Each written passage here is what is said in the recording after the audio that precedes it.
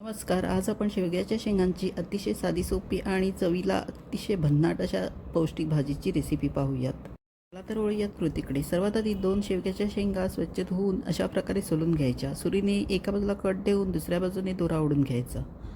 शेंगांसोबत एक बटाटाही सालं काढून तुकडे करून घेतला आहे. नाही वापरला तरी चालेल. आता भाजीसाठी एक छोटं वाटण तयार करूया. त्यासाठी मिक्सरच्या भांड्यात अर्धी वाटी सुकं खोबरं किंवा ओलं खोबरं घ्यायचं, अर्धा इंच आलं, 2 ते 3 लसूण पाकळ्या आणि 2 हिरव्या मिरच्या घ्यायच्या आणि थोडं पाणी घालून वाटून घ्यायचं. आता फोडणीसाठी गॅसवर कढई ठेवून त्यात 3 ते 4 चमचे तेल घालूयात. मग अर्धा चमचा मोहरी आणि अर्धा चमचा जिरे घालूयात. मोहरी आणि जिरे थोडे तडतडल्यानंतर त्यात 4 ते 5 कढीपत्त्याची पाने आणि 2 लसूण पाकळ्या घालूयात.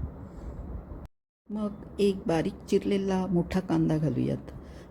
कांदा थोडा मऊ झाला की लगेचच एक बारीक चिरलेला टोमॅटो घालूया आणि सगळे जिन्नस छान परतून घेऊयात. मग चिमूटभर हिंग घालूयात. आता 3 ते 4 चमचे लाल मिरची पावडर घालूयात. मग 1 चमचा धणे पावडर, अर्धा चमचा हळद आणि अर्धा चमचा गरम मसाला घालूयात.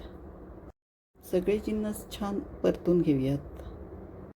कांदा टोमॅटो छान मऊ झाल्यावर यात आपण तयार केलेले वाटण घालूयात. परत आपल्याला ती छान तेल सुटेपर्यंत परतून घ्यायचे आहे. हे असे 1 ते 2 मिनिटे छान परतून घेऊयात, म्हणजे तेल सुटायला लागेल. हे बघा, हे असे परतून घ्यायचे. मसाला चांगला परतून झाल्यावर यात सोलून ठेवलेल्या शेवग्याच्या शेंगा आणि बटाटा घालूयात आणि परत एकदा अगदी मिनिटभर छान परतून घेऊयात, म्हणजे मसाले छान शेवग्याच्या शेंगेत उतरतील.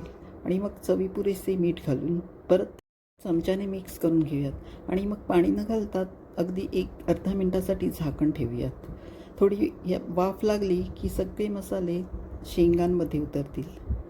मग अर्ध्या मिनटातच झाकण काढून आपलं कन्सिस्टन्सी पुरेसे पाणी घालूयात आणि परत झाकण ठेवून ही भाजी शिजवून घेऊयात. मध्ये झाकण काढून शेंगा शिजल्यात की नाही ते पाहिजे. शिजायला थोडा वेळ लागतो, पण 4 ते 5 मिनटात छान शिजून तयार होतात. 1-2 वेळा असे झाकण काढून छान शेंगा शिजलेत की नाही ते पाहून परत झाकण ठेवून शिजवून घ्यायच्या. आता आपले शेंगा आणि बटाटा छान शिजून झालं आहे.